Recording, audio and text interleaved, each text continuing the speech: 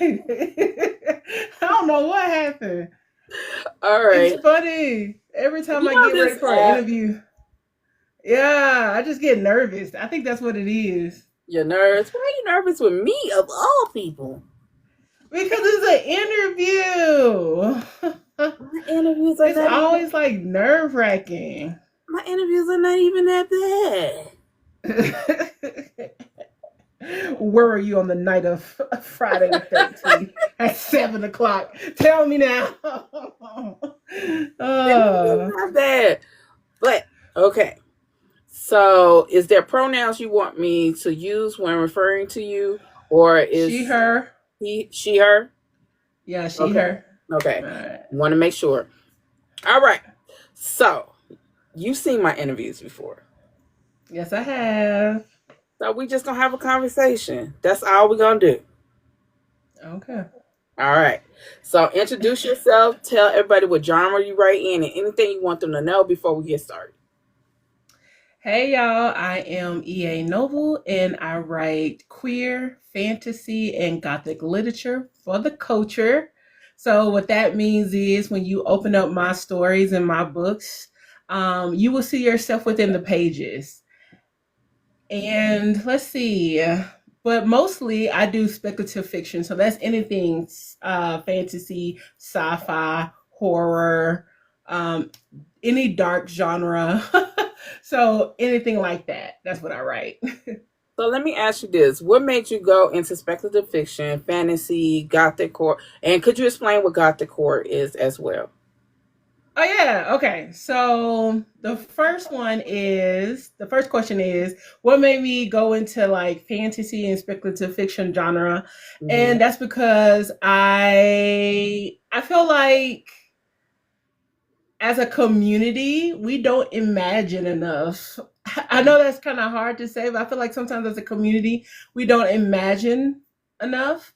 And Hmm. then growing up and going into like fantasy, sci-fi, and all that stuff like that, and they are literally telling people, "Oh, we don't want to invest in like black folks or black science fiction because black people don't watch it, they don't read it, they don't invest in it." Yeah. And as an anime weirdo growing up, and all I did was watch sci-fi and fantasy, Yeah. I'm like, yeah, there are black people like me who love fantasy and science fiction. There's black people on the moon. There's black people in the future. There's black people in horror. So, like, that's why I kind of stick with that genre because Mhm. as a community, we have to like broaden our horizons and just imagine more and support these genres that we are literally not large in, I should Yeah. say. We're not with that. It's only a few of us now, and half of us know each other. It's just a few of us. Yeah. So what is gothic core then? Okay, so Gothic literature and Gothic horror. So Gothic literature is something like just imagine some of the classics like Dracula. Hmm. Versus Gothic horror. I'm trying to figure out is there a good Gothic horror out there? Gothic horror typically evolves around like a manor, a castle, a house. Hmm. It they some type of isolated environment where maybe there's ghosts that's hunting people in the inside. There's monsters, creepy, crawly things, all the good stuff, Yeah. and you get scared in that panic. But Gothic literature, they don't typically have that horror element of it, but it has like the whimsical, dark, and Like Edgar Allan like Poe. moody. Yeah, Edgar Allan Poe is one. Yeah, so that's typical Gothic literature, and I think Edgar Allan Poe dips into Gothic horror too, because some of his Yeah. stuff can be scary. Yeah. Some of his stuff Yeah. really scary. Definitely. So you have your first book, which was Blood Meets Earth, which is Yes. out freaking standing, and you have so much Aw. representation in that book. You have queer representation, you have plus size representation, um, you politics, everything. You know what I'm saying? Yeah. So why was it important for you as a queer author, a black author, to write in the representation of queer politics and plus size while doing it black? Yeah. And I just keep on marginalizing myself. It looks like being black's just not enough. I gotta put queer and fat on top of it too. Oh, don't forget disabled. But I did it because again, I write what I don't see enough in fantasy. So Mm-hmm. it's like I said, it's one thing to be black and white fantasy. It's really easy to be black and white fantasy and write straight characters, right? And then you put a layer on top of that and make them queer characters. Then you put a layer on top of that and make fat characters. And then you put a layer on top of that and make disabled characters. Mm-hmm. So I feel like I'm not a monolith, nor are my readers. Right. And I am like literally seriously when I say I write queer fantasy and gothic literature for the culture, for people to open up my books and see themselves inside. Mm-hmm. That is my primary reason to why I write When Blood Meets Earth and Supersized Bubblegum, because I Oh, we want gonna people to get see into that one. themselves. We gonna get into that one. So, talk more about Bellamy. What do you want to know about her? Because I could talk all day. I don't know. What do you want Because to know about that? that was a complicated character. That was a Oh complicated yes, character, not just because she was a character that was primarily part of the plot, but the things that was happening around her, to her, the emotion and all that stuff. Why was it important for you yeah. to write her in a way that is realistic but fiction? Because people are not one sided. We're not one note. Mm-hmm. I don't know about you, but I'm contradictory. I am not. Sometimes I'm happy one day. Sometimes I'm sad the next. Sometimes I'm up. Sometimes I'm down. Sometimes I feel like I want people to hug on me. And at the same exact time, I don't want nobody to touch me. You know what I mean? Like humans aren't flat. Mm-hmm. And I am one of those people who like character driven books. So when I wrote When Blood Meets Earth, that was like really important for me, is that I invested time to understand who Bellamy was as a person, and not just a character in the book. I think sometimes a lot of stories can have characters that are just one note. And I Mm-hmm. was trying to avoid that at all costs. And in order to avoid that, you have to understand who the character is. So Mm-hmm. yeah. So, how do you write characters with a little bit of yourself in it? Minus the plus size representation. I'm talking about the Yeah. emotional, mental aspect of it. How do you write those characters with you in mind, and put a little bit of yourself in those characters, and have like almost like a epiphany moment about your own self?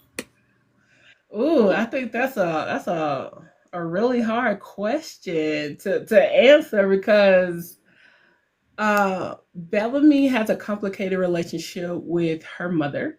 I Mm-hmm. also have a complicated relationship with my mom, so I know a little bit about that. Bellamy has this quiet rage, and Mm-hmm. sometimes, as a black woman, especially one that is in other spaces that's not my own, that quiet rage kind of builds and it kind of layers on and on and on and on. And I think that that's what you see with Bellamy from beginning all the way until she explodes. Is that those little layers of just quiet rage, and it keeps Mm-hmm. layering onto each other until she finally be like, I'm gonna fuck some shit up and start punching Yeah. people. She is definitely an exploder. So she gets to a point where you only got too many times to say something, or I'm gonna start punching stuff. I And know that's that's kind right. of yeah, that's kind of how I am. So I don't know if that answered your question, but It yeah, that's did. It did. I mean, being creative is one thing, but being creative and adding a little bit of yourself into your story actually helps the reader to better understand the author. You yes. know, so hearing from you saying these things helps with more understanding of the character. So Yeah. you put us on a lot of plot twists in this I book. did. Okay. Not me. You had a lot of plot twists in this book, and the second book, I'm so ready for the second book. Yes, yes. I wanted to know, how is it with you building this? This is world building at its best. Yeah. You know what I'm saying to me, and I Hmm. love the fact that you really went deep into this world building. So Yes. what is the process for a fantasy author to go in and make a world? That is so funny. I answered this question not too long ago, so I actually have this one prepared. Okay, so are you I'm ready? ready. Unlike a lot of people, they typically go world out, character in. So basically, they start with like the planet and what the planet is made of, and then they just keep going in and in and in and in until they get to the character. Mm-hmm. I do not do that. I do the opposite. I start with the character and I build the world outwards. And the character affects the world outwards. So for example, Bellamy, I didn't know the world she was in. I had to get to know who she was as a character before I start world building. And Mm-hmm. then I realized that okay, so Bellamy, this princess that is destined to destroy the world instead of save it. Why? Where did she come from? Who is she? And then I started going into her lineage. I'm like, oh, okay, so she is a lineage of a lady named Freeman, who was the first hoodoo person to call upon the spirits to help in a war that was pre-mortem era. And then I was like, okay, what's pre-mortem era? What is all this? And I started asking myself questions like why, what, who, when, and I just started building and building and building until I get all the players, and then those players end up creating the world that Mm-hmm. they're surrounding in. Did that make sense? Yeah, yeah. But Yeah. how long does it take you to like get like put the idea down and then really go in? I would say it did not take me long to write When Blood Meets Earth. What Mm. took me long to write is the edits, and I had to rewrite it 8 times. Wow. Yeah, I had to rewrite it 8 times. The first time was so bad. I was reading the first copy of When Blood Meets Earth. I was like, who the hell is this? Who wrote this? I'm trash. Like, what the hell? And then I had to rewrite it and rewrite it and rewrite it because that is where the story, that's where the beauty comes in with the story. Mm-hmm. Is I'm trying not to be petty or messy, but there are some people who claim that their first drafts are their only drafts, and I can't comprehend that at all. Your first draft should not be your only draft. I'm sorry. If it is, then that means that you haven't done enough. And so your first draft is just a start. Your first draft is just you telling yourself the story. And then your second, third, fourth, fifth, or whatever drafts that you have afterwards is you telling the story to other people. So Mm-hmm. first you get to know the story, then you get to tell it to other people. And you have to make sure that all the components in that said story is there. So yeah. So I have a question. So a lot of times, well, shit, the white people on this app said that books are not politics and political. You have a book that is filled with political. What's the word I'm looking for? Intrigue, Yeah, political intrigue. yeah. So you have a lot of that in there. In fantasy books, that's a big thing. That is a big thing. Yeah. I haven't seen a fantasy book yet without that. So why was it important to add that layer into all the other layers that you have in there? I would like to say first that people, that the white folks that come online and say fantasy isn't politics, they're full of shit. And all they trying to do is police us and tone police us and tell us don't make them uncomfortable. That's the only thing that they're saying when you get to the root to what they're saying. Because Mm-hmm. books, as it in itself, are politics. If Mm-hmm. you are reading, that's politics. I don't care if you're reading Mary Had a Little Lamb, all the way to whatever political intrigue book that you have. It is reading. Reading itself is the rebellion against a system. Mm-hmm. So people, them same people, they say, "Oh my gosh, books aren't politics," but then at the same time, they read Katniss Everdeen and Hunger Games. You get what I'm saying? That shit political as Like, hell. That shit okay, political as hell. and yet instead you can support Katniss but make it black and all of a sudden it's too political. No, what happens is white people have this deep seated thing that's inside them, and I don't and when they don't address it, they start to project on other people.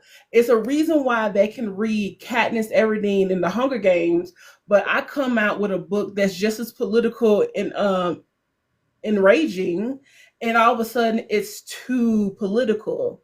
There's a Mm. reason for that. And they don't want to feel uncomfortable because in a white people world, in white people's sphere, they are the heroes. And if they are not the heroes in their in the sphere, then it's too much and it makes them uncomfortable because they cannot deal with the fact that in the majority of our world, in the real life, they are not the heroes. They are the villains. And a lot Mm. of black stories highlight that they are the villains. I don't necessarily highlight that in my story, but I'm just Mm. saying a lot of those white folks that say that they don't do the work on themselves Mm. to address the reason why they feel uncomfortable when black people do it. Do that make sense? Makes a lot of sense. So So yeah, you also have like a sexual component to this. I do. Now, in the midst of all these layers, you have this relationships going on. So Yeah. how do you add that to fantasy? Because a lot of times there isn't any romantic like romance sexual things in fantasy, which I don't get, but whatever. But It is. how do you add that extra layer and make it fall in line with the plot?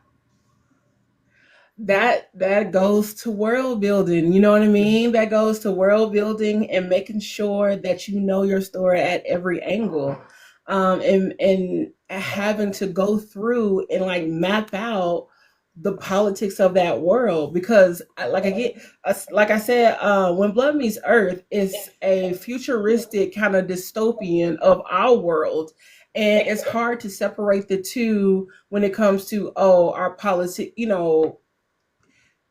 Let me put it like this. They say there's nothing new under the sun. Mm-hmm. That goes for fantasy too. Even in new made up worlds, we're gonna still visit the same old bullshit. It's just a cycle. It just is what it is. So when Blood Meets Earth, even though race isn't the biggest thing in that world, in Mm-hmm. my worlds, but your power level is. So if you are a higher power, come from a better bloodline, you are better than these people that have low power and come from no bloodline. If even if you take racism out and say racism does not exist, Mm-hmm. there's still classism, there's Mm-hmm. still capitalism, there's still people that's gonna always think that they're better than somebody else. That's just what it is. We can all look alike. We can all have blonde hair and blue eyes, the same size, but because you have a golden speck in your eye, all of a sudden you are superior than the ones that just have a baby blue eye. Do you get Yeah. what I'm saying? Yeah. Human nature is always going to find a way to put themselves above somebody else. Mm. Why? I'm not a psychologist. I have no clue. I just know that historically, the same cycle repeats. Mm. It is what it is. Now, your book is very much on the lines of feminism, Oh, yeah. feminism, just empowering, and self actualization. So, why was it important that you made sure that we knew that from jump? Because, I mean, if you talk to me for 2 seconds, you already know I'm about the women.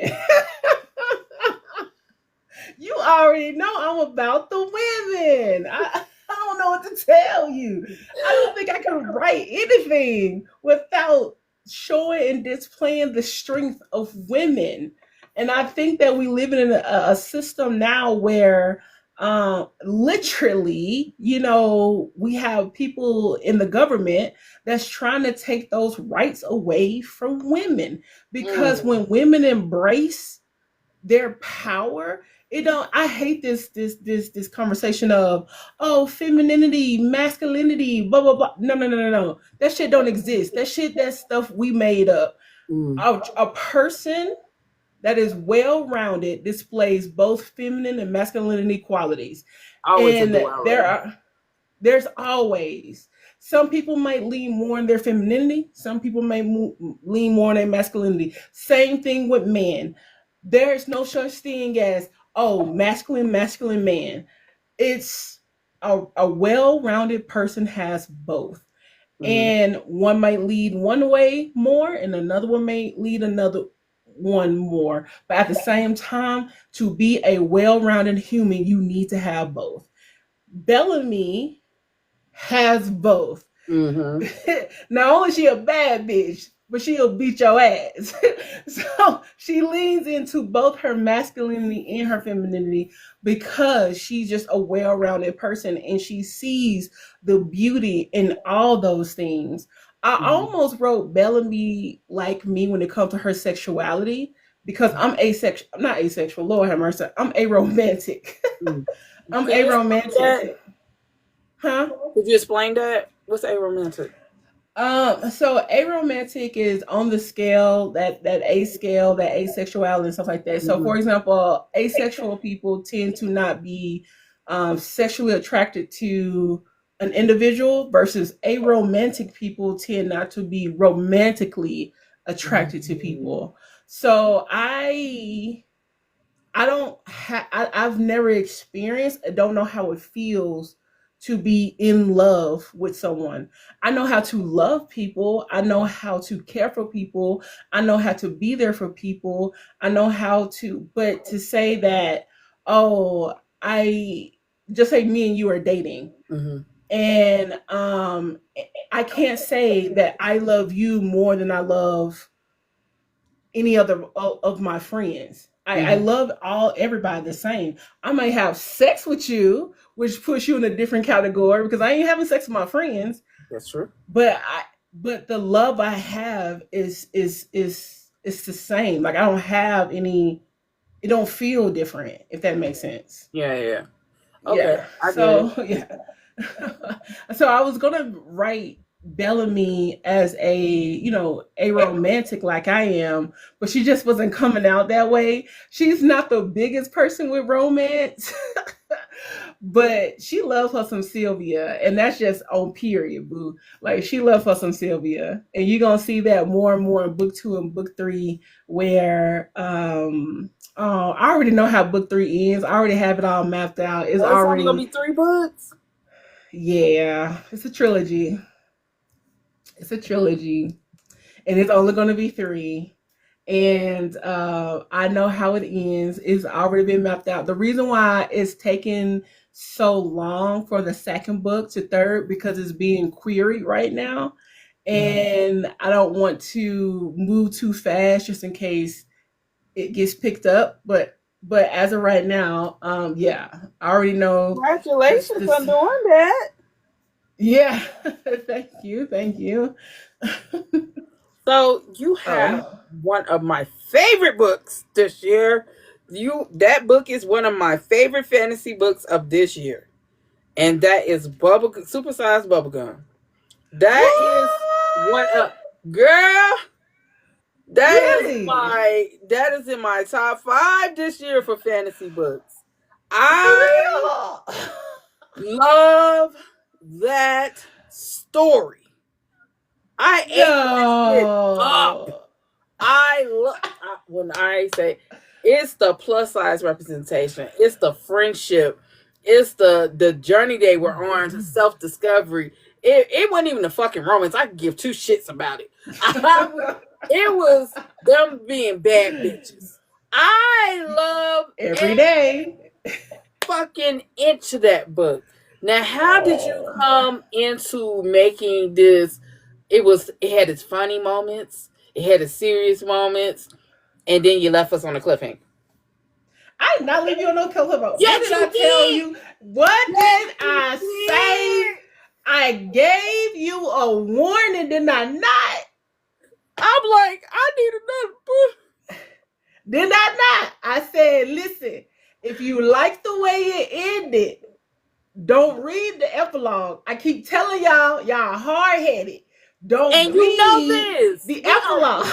We are readers. We gonna go ahead and read it. We get FOMO. We are going to read it anyway.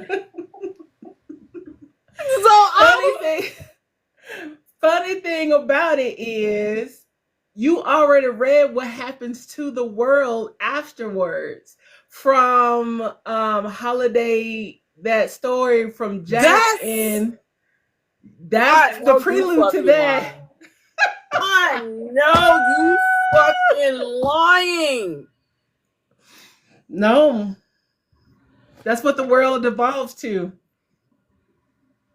You didn't get that? You didn't see the connection? Super Girl, soldiers, no. the Because you remember, silver see, Holiday Bliss came out way before before. Bubblegum. So Yeah, yeah, I read that, what was it, last year? yeah. So Mm-hmm. I can't even remember what I ate for lunch. Now let's trying to Yeah. remember that connection. Oh Mm-hmm. man. So yep, that story actually came. Um, that I actually need to update it a little bit because I changed some things like the name of the bracelet and stuff like that. But yeah, so you already know what happens after the epilogue and how the world kind of devolves after that epilogue. I might revisit it for y'all, but I told y'all to stop reading it at the damn epilogue. Then why So would you if you put that in there then? because I love to see you guys being tortured. I it fills See, me up this is the inside. bullshit I'm talking about. Y'all authors do this shit on fucking purpose. Y'all literally give us the fucking good ass books, and then y'all hit us with, "Don't read if you don't." Of course we gonna read. Of you course. know, I kind of, it tickles my fancy when I see y'all distraught. Destroy. Wow. Wow. Yeah. Wow. I told y'all not to read it. Y'all should know me already. Y'all should know I can't end no book on no happy note. Okay. When EA. have I ever did that? That book was so goddamn good. I'm gonna read Thank every you. goddamn page. It was fun. I would say Supersize Bubblegum is a superhero fiction, and I really did enjoy writing that story. I wrote that story for fun. I wrote that story in a month. It was for fun, literally. I just want to see fat women go out there and just be fat without the freaking low self-esteem. Oh Oh my my god. god, There's I too hate many. I'm that. sorry. There's too many skinny ass fucking actors out there. When I say skinny, I mean size 12 and down. That's writing fat women that size 12 and up. And their whole personality are low self-esteem. I'm gonna need y'all to stop. I'm coming from a big back. I need y'all to stop. Please stop. That's all I'm Okay. requesting. Stop. So how do you feel about when you speaking of that? how do you feel when they put so much emphasis on the self-hating of the girl who is plus plus size, you know what I'm saying? And she's just self-hating. Her self-worth is shit. She's insecure as fuck. She's just, and this is just not even black women or people of color. This is No, just this is yeah. across the fucking board. This is this across the board. They write women, even they write big men like that. Like Yeah, saying they're insecure without this muscular or skinny person, they're nothing. yeah, yeah. They the ones that Mm-hmm. make them into who the person they are because they came along and they're gorgeous type bit shit. How do you I feel hate about it. shit like that? I can be on here all day just ranting about that. I'm on As with it. someone who is fat, I Mm, hate to see it. I want to say this though. I'm not saying that fat folks don't have self-esteem problems and it mhm. shouldn't be represented in some way. You know what I mean? Yeah. But for some reason, I have a bone to pick. It's almost like I'm not saying that you can't write, other people's stories and stuff like that. Um, but I have a bone to pick specifically when it comes to small ass women, small skinny authors writing plus size women, and all we have is low self esteem is our whole personality. You that is not our whole personality. Just like it's not yours. You know what I mean? You For some reason, because I'm in a bigger body, people automatically assume I am self-loathing. I hate myself. I want to die. Oh, I'm sorry. I'm on TikTok. I want to unalive myself. I want, somehow I want to just get back to skinny. And there are women who are bigger who wants to have that. But that's not everyone. And I hate it when they put us in a box and say, because you're fat, you supposed to be unhappy. No, I'm not. I'm not unhappy. And when you are a fat woman who is not unhappy with her body, the world hates it. Mm, Because if you're not unhappy with your body, then what does that mean for me? The pretty, the beautiful, the skinny. What does that mean for me? If I can't be happy within my own body, and you over here with this body that nobody wants, and you're happy, what does that mean for me? You know what I mean? That's how I yeah. think that sometimes that they think. And I just wish they will stop projecting on fat folks. Yes, there's insecure fat folks that exist. Absolutely 100%.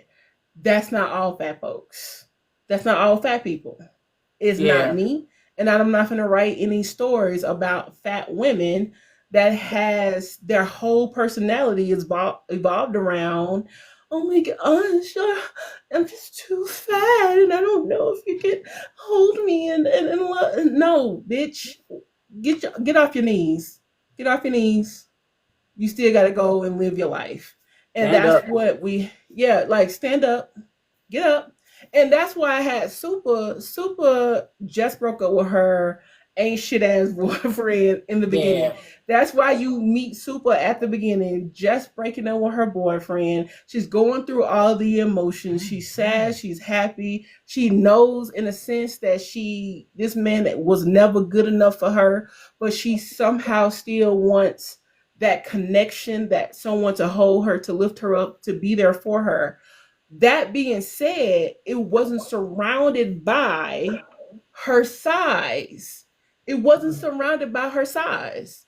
You get what Right. I'm saying? So there is a distinction that people need to have when writing fat women. Just like you wouldn't write disabled people any type of way.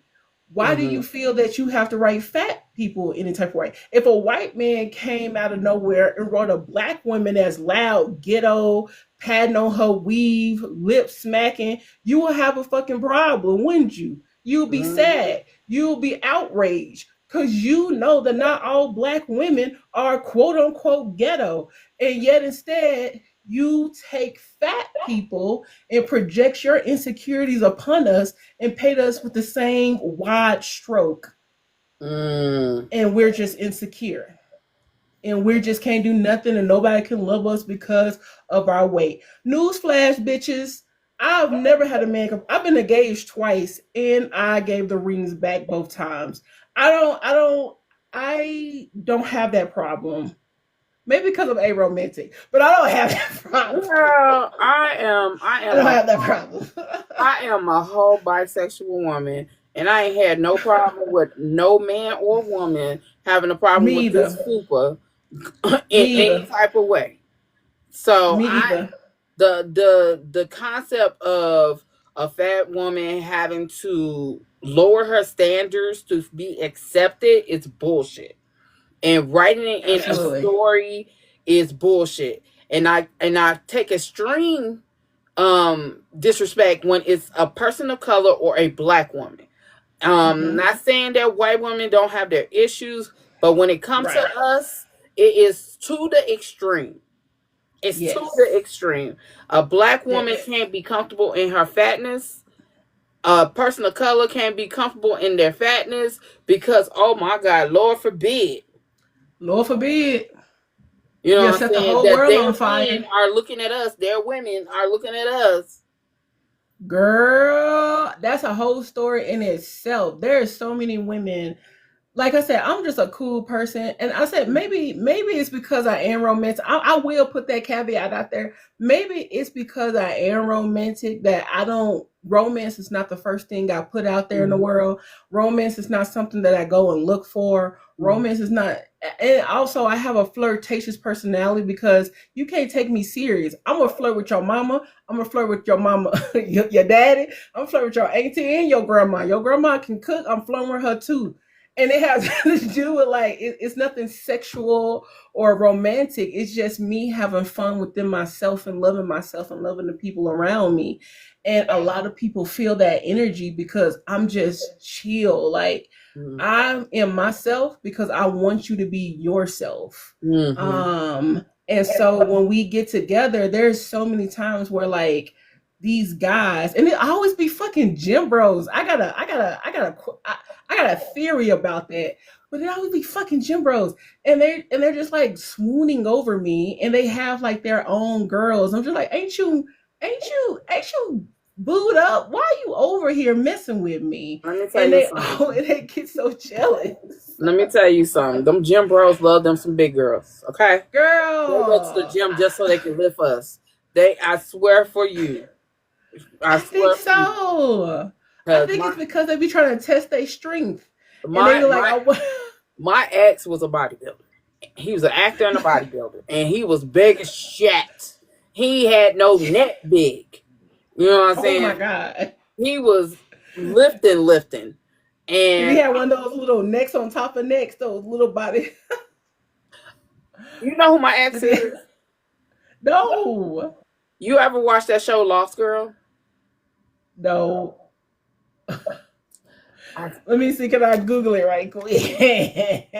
What character? He's a character. He's he an played actor. Bruce. Bruce from Lost Girl. Let me check this out right quick. Bruce from. We'll be back after these commercial breaks.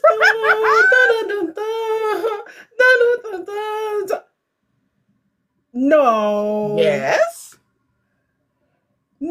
yes. no.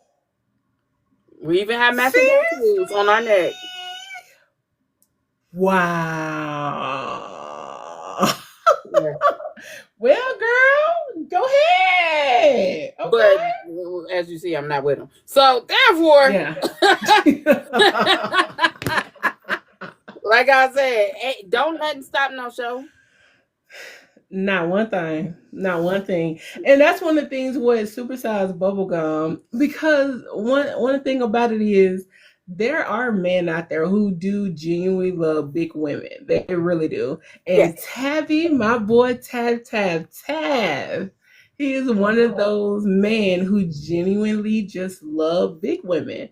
And the reason supersized bubblegum came to be, it's because this image popped into my head where this big girl with these big boobs was just laying on top of this guy with this mechanical arm, and her boobs was like in his face, and he kind of like peeked his head up over the boobs, and he was up under the boobs, and he just like, hey, no, you're fine, you could just keep smothering me.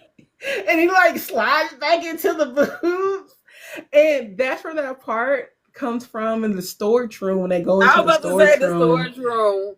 Yeah, and Yeah. Supa is on top of him, and he just like, yeah, yeah, the code is da da da da, and then he like goes back underneath.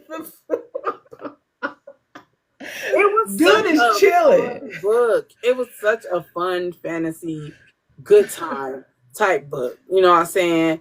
And those are the books that I like serious fantasy, but I also like that fun fantasy as well. And it was Yeah, so yeah, much fun. And then you also put in there these women who had a friendship, you know what I'm saying, that yes, was yeah, solid.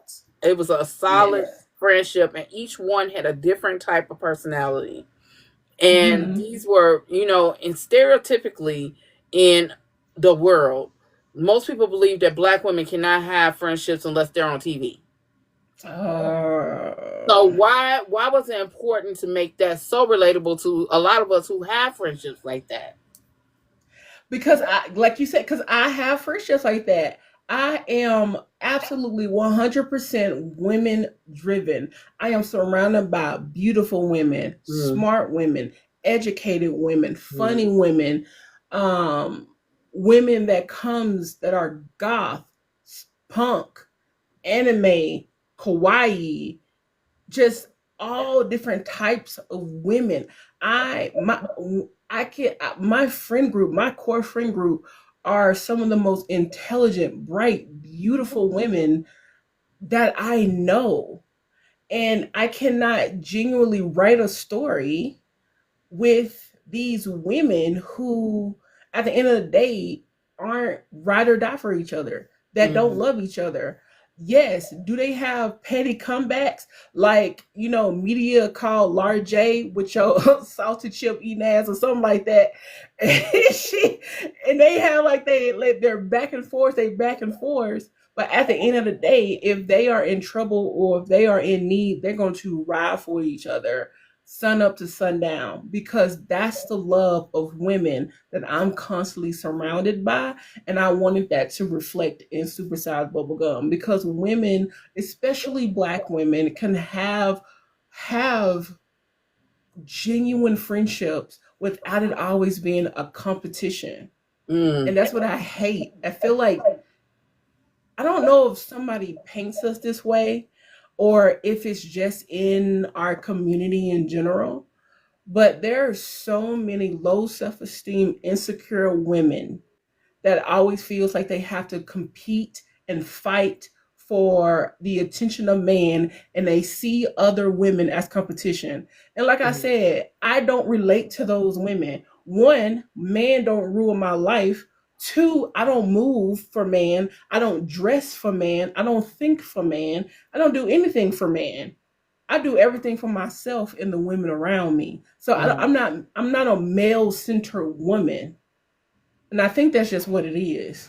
You gonna have to Mm. ask somebody that's a male centered woman, because I'm not. Mm. I Now, can't relate. you gave us like the backstory, you gave us some more input. Who wrote that book? I just took a quick glance. It's really good. Is it dealing with a reaper? That she wrote that book. I wrote that book. Hello, my name is E.A. Noble. She wrote that book. That's why I told you go look at that book because she wrote that book. Hi. Yes, she is Yes, the author. actually, it does deal with reapers. It deals with reapers, life elementals, wind elementals, fire elementals. It's an elemental book. And Reaper is one of the elements, Reaper of Death. They all about war, killing, fighting. Yeah, it's pretty dope. Check it out. It's a really good book. It's a really good book. It's a 5-star book. It's a good book. Oh, thank you. Thank You you, thank really you, did. thank You you. really did good. It just okay. So, how do you feel with the marketing aspect of Blood Meets Earth and supersized bubblegum?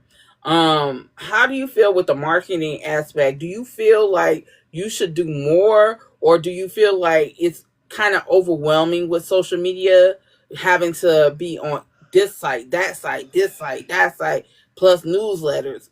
How do you feel about all that? It's absolutely overwhelming, especially if you don't have the money. Mm, Um, that is, as an indie author, that is something that we're constantly struggling with. And fortunately for some indies, they have the money, they mhm, have the extra income. There are some, like I have some friends that are, indie, and they kind of, have an extra income, like a spouse to help them out. Or they don't have children, but they kind of sit at home, and their husbands kind of work for them, and they get to like invest in their books and stuff like that. So they have time for social media. They have time for media kits and putting all these graphs and stuff together. I have some friends that don't have the extra income, but they make enough money for themselves because they don't have children, and because they make enough money, they're able to invest in a PA and a marketing team and all those other things. But me, little old me, I don't have any of that. I don't have the second income. The income I do have put a roof over my head, clothes on my back, and barely groceries in the refrigerator. mhm. After working almost 90 hours every 2 weeks, I have to then sit down out of my laptop and type out 2 or 3 more hours of a story. Sometimes I can only get a page in because I'm so mentally tired. And then on top of that, I have to then be active on social media, engaging with social media, talking to people on social media, continually promoting my books. Um, and some things fall underneath the radar. And I think that when Blood Meets Earth can be a better advertised or marketed book, because I think people who read it genuinely do love it. I put a lot of effort in it, and even now I'm getting it re-edited for release. Yeah, so at the end of this month, or probably this end of this week, I'm pulling it off the Amazon. I'm pulling it, and I'm doing a new release for it, because I got a horror story from my first editor. My first editor screwed me to hell when it came to When Blood Meets Earth, and I was so uneducated about the process back then that I didn't know. And so now that when you know better, you do better. So Mhm. now that I know better, I'm doing better. And I have it already has been re-edited. It's going to the proofreader at the end of this week. I put a new map inside so people can better visualize the world. I put a glossary in there, new art in there. And so I'm upgrading the book, because what's another thing that's important to me, even though I'm not doing the marketing as hard as I can, word of mouth is helping me, I think, catapulted as far as it has gotten. Do you get what I'm saying? Mhm. Like, because people have read it and they loved it, they tell other people. Right. Um, and because of that, I want the best product that it possibly can be to get to other people. So right now, there are grammatical errors in When Blood Meets Earth, so I'm fixing them. I'm fixing them. People want me to put a map inside. I put a map inside. People want a glossary. I put a glossary in there. So I'm listening, because at the end of the day, my readers are extremely important, and they are the people that are literally helping me spread the word about When Blood Meets Earth in my debut novel. They're the ones that keep me going. They're the ones that's knocking down my door and talking about where is book two. They're the ones that's just being supportive, sharing everything on social media. Like, I cannot thank my readers enough. Let me stop before I start crying on live. But I cannot thank my readers enough for believing in me when I didn't even believe in myself. I mean, I you are appreciate very that. talented, EA. Um, Law says, let me ask, if I get it, will I lose it if it's pulled from Amazon? Right now, no. If you, it won't. It depends on when you're trying to buy it. So you're still good. I'm thinking about putting. I will make an announcement. So if you want to make sure keep an eye on me, you can follow me on all my social medias because I will make an announcement like, "Hey, I'm about to pull When Blood Meets Earth down from all platforms, so it can be." Um, so the new version can be launched next year because what's also coming next year is the audiobook. So the audiobook goes in That was my production next question. next year. So That was yeah. my next question. I mean, I bought it. I got it from a Kindle. But if you're coming out with the new one, then that means I got to buy the hard. Are you going to have hardback or paperback? Oh yeah, hardback and paperback, yeah. Okay. Mm-hmm. Because I'm going to get it back for the Kindle, but I need that hardback or paperback, whatever Yes, one you're yes. selling, because I need that. I need that. Now, audiobooks. Let's talk about that. Okay. How are you going to go about finding Bellamy? I already found her. Who? Who? Who?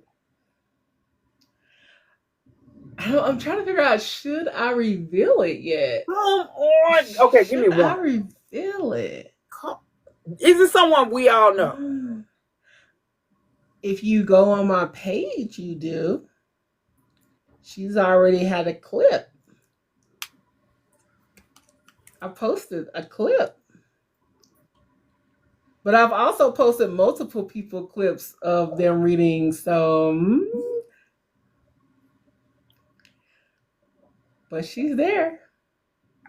Come I'm on. not gonna say. I'm not gonna say. I'm gonna let you. I'm gonna wait. I'm gonna wait until next year. You about to have But me. I will. I'll give it a clue. There's a lot of people who've been reading When Blood Meets Earth, but there's one who just bodies Bellamy, and her accent is just chef kiss, and she's on my page. If you follow me on Thread, she's there too. But that's all I'm saying. Huh. Y'all gonna have to go on the hunt. Huh. So, how long before the audiobook comes out? So it goes in production at the end of January, and it should come out around April or like April, May. And then I'll be releasing the hardback around like March or the new editions in March. So people can, we're like, okay, that's coming out. And then the audiobook is coming out. And then fingers crossed, the pre order for book two will be out next year too. Hey, Okay. hey, hey. And then people can pre-order a book too. And I'm tell you right now, it's a mess. Is it this story? If y'all don't give me like this is better than Akatar. Maybe because I DNF Akatar halfway through. But like this story is giving all the gives. Okay. The magic, the elementals, the character development, the fighting. Bellamy is about to Come into you our know how own. the you know how the book ended, right? Because I don't want to say it Yeah. for all those that haven't read it yet, but the way the book ended, it, just know it's gonna be all feminine rage. That's the clue. That's the clue for book two. Feminine rage. Uh, Bellamy ain't playing. She ain't playing with your mama, your grandpappy, she ain't playing with nobody. She ain't playing with your 6-year-old nephew. She getting everybody getting the boot. God damn. God That's all I'm damn. gonna say. That's all I'm gonna say. How can we, as if we, do you think I should get it now or wait? They really want to read.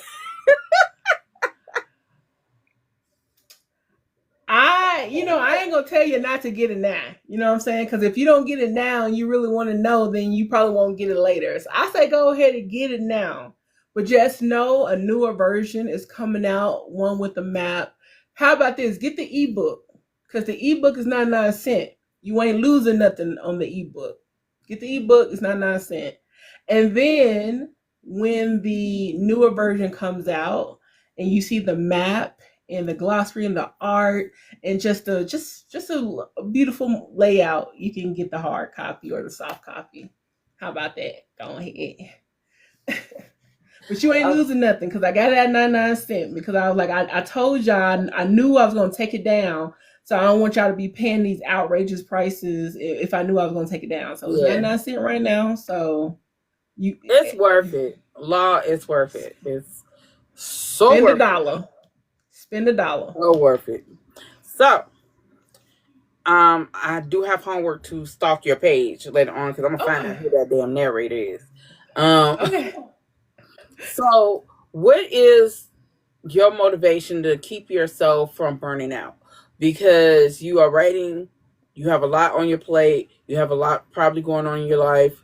What is your motivation to keep you from burning out? Um, a community, having a community. And this might sound weird. I don't give a damn how it sounds because it is what it is. Sometimes when I am sad and I feel like I am just mentally and emotionally tired, when I see Black Girl Tired Book Talk and I see 4, 5 of y'all up in that doggone box and y'all are just cackling and laughing and all type of Black girl magic, that shit makes me happy. No. And so that it really makes me happy when I see Black women in their element doing the things that they love. And that's why I'm always on the page of sometimes because like I need to hear y'all laugh. I need to hear y'all talk about books. I need to hear y'all being quirky and weird and being unashamed to be yourselves. Hmm. And for some reason that rejuvenates me and pushes me more to my goals because I see you guys doing your thing. You know what I mean? Um and also I am autistic Hmm. and I have ADHD. So Mm. burnout is real. So I tend to if my brain just says no, I just listen. Sometimes it's just no. And Mm. you have to honor those boundaries with yourself.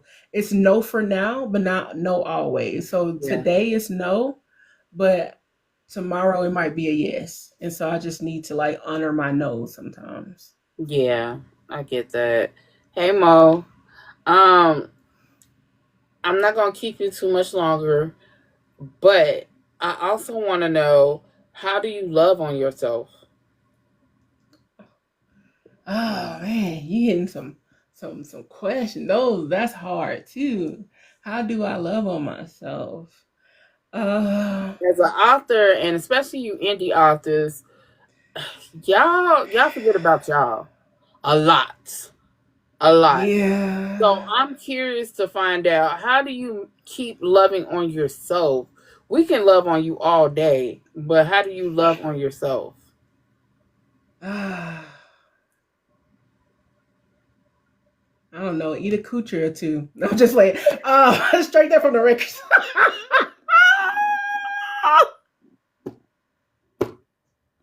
Oh, well, welcome to Black Girl Book Talk. Straight there from the record.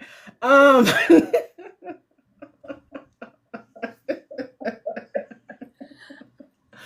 um, Where but anything can no. happen. No, but one way I love on myself is honestly, I the only answer I have really and genuinely is writing. Writing is me telling myself I love you because when I was a little girl, I always knew I was supposed to be a writer. I don't know how I knew. I just knew when I was little, I was destined to write. Mm-hmm. And I had evil as adults around me who told me I was going to be shit. That I would, the only thing I was going to be good at is laying on my back. Grown adults told a child that. And every dream that I had, it feels like it was being burst. I had so many big ideas, and it was literally just crushed by the adults around me. Mm-hmm. So going through this world, on top of being autistic and not diagnosed, because I didn't look autistic, and Mm-hmm. because I didn't look autistic, there was nothing wrong with me. And so I had to go through this world feeling and having to dealing with the stuff that was going on in my mind and nobody was giving me answers. I had to deal with trying to find my way and who I am, my likes and my interests. I was dealing with society telling me that you're fat, you're black, you're southern, you're this. And they was trying to write a story for me. The Mm-hmm. whole entire world, society, if you let it, will try to write your story for you. So Mm-hmm. when I pick up the pen and begin writing my own stories, that is me loving myself. Because no matter what you say, I know who I am. I know where I'm going to end up. I know what I'm supposed to do. I write my own stories. I take control of my own pen, and I invest in me, and I fight for myself when everybody else has turned their back. I will never turn my back on myself. I will Mm-hmm. love me first above all. And loving me first above all is investing in my dreams and making sure they become a reality. So I know for a fact I'm going to be in a I'm going to be I'm not even going to say a bestseller because that's going to happen. um Beyond bestseller, I'm gonna leave a legacy that is bigger than Octavia Butler. I'm gonna leave a legacy that's bigger than N.K. Jemisin. I'm gonna Ooh. leave a legacy behind that people will read about, and they will continue to open up an E.A. Noble book and be invested and love the characters and the world that I've built. I know this. And so I am going to continue to invest in myself and love on me and put my dreams first, even when nobody else believes in me. So yeah, Well, you already started your legacy. You started your yeah, legacy the minute that you put the first word down. You started your legacy the minute that you uploaded your book. You started your legacy the minute that people started reading your book. You started yeah, your legacy the minute you said this is going to get queried. You're already there. You know what I'm saying? I'm already there. So, your legacy has already started because there are so many of us that do know you and your books. You know what I'm saying? And they're good. They're good as shit. I when I said you're in my top five, I meant that. So and it's not because I talk to you, it's because I enjoy your books. You know what I'm saying? So Yeah, you're in my top five for this year. So your thank you so legacy is much. already started. You write good. The representation that is needed is happening. You are a black woman. You are a beautiful plus size woman. You are a amazing writer. You represent disabled people, queer people in a light that is positive and don't make us feel like we ain't shit. You represent Yeah, black women as powerful women and not damsels in distress that need a motherfucker to take care of them, whether it's male or female. yeah, So continue doing what you're doing because it's making a difference. Because yes, word of mouth is amazing. Mo, yeah. if you talk about Aaron one more goddamn time, I Molly, tried come to here and forgive focus me. on what I was saying, and I just looked down and I saw Aaron Moretti. That's my boy. Mo be playing on my pop. But no, I just want you to know I appreciate you. I appreciate you taking the time to come speak to me because I just want people to understand that yes, we have traditionally published authors out there that write books, but we Mhm. have indie authors that write books as well and need the Yeah. recognition and need the respect and need the push as well. So, on that note, I want you to tell everybody where they can find your books. I want you to tell everybody Yeah. your socials and any news you would like to say before we get out of here. Well, you can find me. I'm most active. I know Facebook, the bird, but I don't know why. I'm just active over there. So you can definitely click the link in my bio, and you can definitely go to like my social media links there. I'm also active on Threads. Heavy. I love Threads. You don't got no roaches or nothing over there. It's nice. And and you can follow me on Instagram for big announcements and stuff like that. My books you can find right now. They're not. I'm not doing any author copies until the new release of it next year. But as of right now, until the end of year, you can buy When Blood Meets Earth for 99 cents. Yay. Supersized bubblegum, if you have KU, it is free. Okay, all y'all want some fatties, baddies that don't have low self-esteem and follow that the superheroes actually love them. Okay, get supersized bubblegum. You're not gonna regret it. You know. And what else? Yeah, that's basically, and it's free on KU and it's 99 cents for those that aren't on KU. So yeah. Well, like I said, I appreciate you. I do. I look forward to the re-release of Blood Meets Earth. I look forward to what's the name of the second book? When fire meets fire. Oh shit. Mm. Okay. I'm telling you, it's the. I'll give you a clue. It's Fire Meets Fire, and it's gonna be dual POV between Bellamy and Key Dracon. Wait a goddamn minute. What? Mm-hmm. Yeah. And book three, I'll go ahead and let you in on a little sneak peek since it's just 11 that's up in here. It's gonna be also dual POV, and it's gonna be between Bellamy and Sylvia.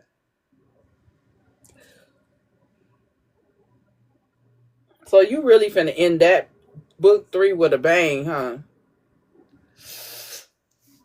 Oh, my light skin face. I don't know.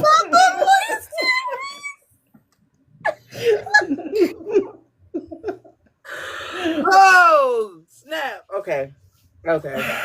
No. But I want to see. I want to hear this audio book though. Yes. Stay tuned for the audiobook because the narrator,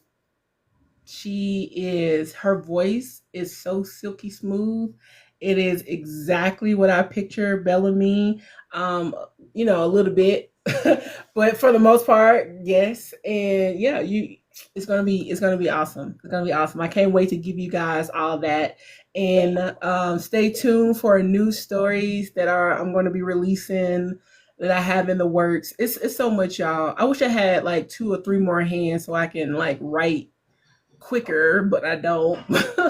So bear with me. But yeah, it's gonna be a lot. Okay. Well, I appreciate you, and I'm finna go stalk your threads. Yeah, it's not gonna take long. You're gonna go to my page and you gonna see. I got her posted. You gonna see. Okay. It All ain't gonna right. take long. Well, I appreciate you for coming on, and you have enjoyed the rest of your evening, and have a great, great, great, great, great, great week. You too. Shouldn't have already looked. All right, dancing. Bye.